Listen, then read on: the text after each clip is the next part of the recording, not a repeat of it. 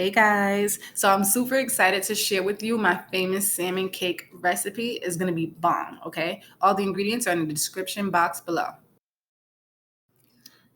Sorry for the weird view. My tripod broke last night, so I had to improvise a little. So yeah, bear with me.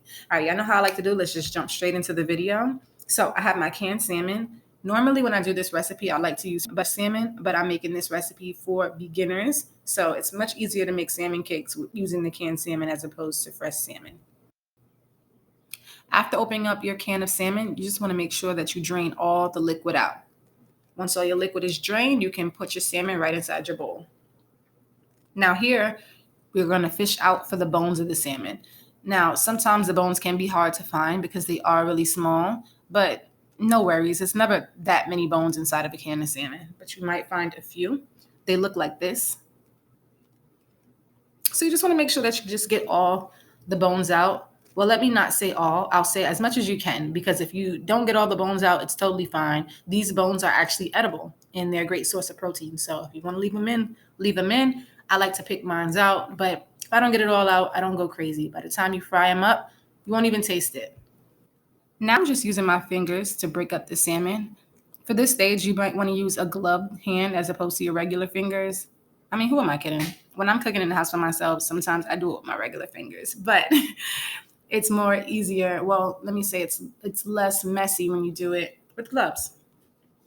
Now we're gonna go ahead and season up our salmon. I'm using our Obey seasoning, Cajun seasoning, onion powder, garlic powder, Ms.Dash, as well as some black pepper to season up our salmon. Now y'all know I do not measure my seasonings. I never measure my seasonings. I do it all by eye. So I'm sorry if you're looking for measurements from me. My apologies. But do it by eye the best way you can.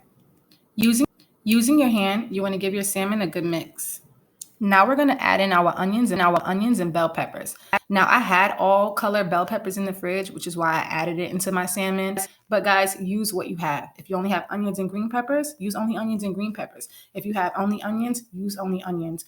The bell peppers do add a nice flavor profile, but the salmon cakes will still taste amazing without it. Once you add in all your onions and peppers, give it a nice mix again. Once we're finished mixing, we're going to drop in 1 egg. You want to do 1 egg per can of salmon. So obviously, if you're doing 2 cans, you're going to do 2 eggs. After your egg, we're going to add in some breadcrumbs. I like to use the garlic breadcrumbs. This is just used as a binding agent so that our salmon patties can stick together properly. Now that all of our ingredients are added, we're going to go ahead and give it a nice mix. Once again, mix it really good. Your salmon should look like this. I know right now it looks crazy, guys, but don't worry. Your salmon cakes are going to come out amazing. Now let's get ready to patty.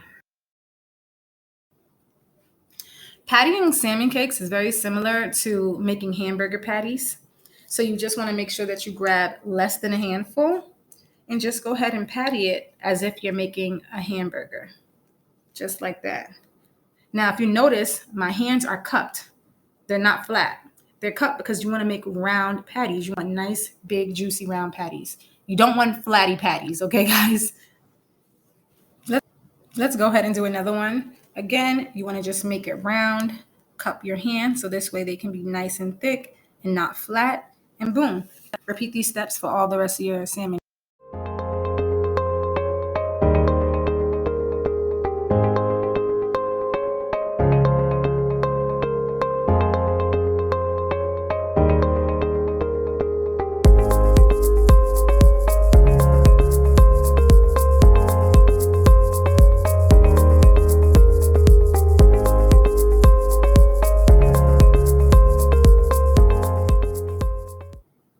Look at our beautiful round salmon patties, guys.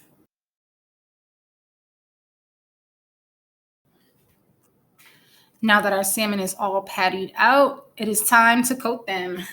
Now, I like to coat my salmon cakes in fish fry. My favorite fish fry to use is the Zatarain's Crispy Southern. Some people like to coat their salmon cakes using flour or cornmeal. It's totally up to you. Fish fry just gives your salmon cakes more of a golden color.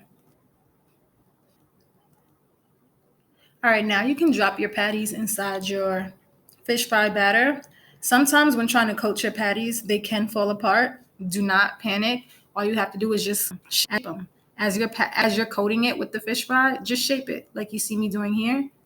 Shape it and coat it at the same time. Remember that you want your patties to still be nice round patties, okay? We do not want flatty patties. And we just repeat these steps for all of our salmon cakes.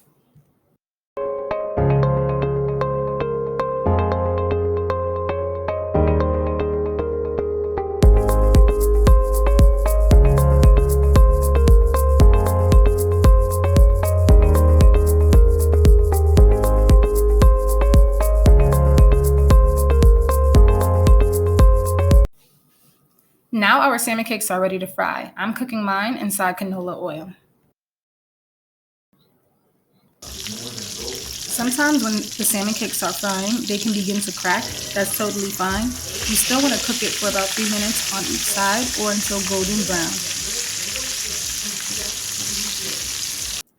And as I always say, bada boom. Look at these beautiful golden brown salmon cakes, y'all. Oh my gosh, these bad boys are the truth, okay?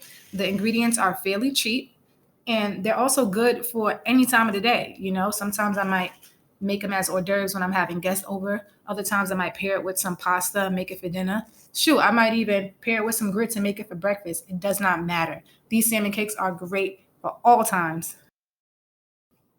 Comment down below and let me know what you guys want me to make next.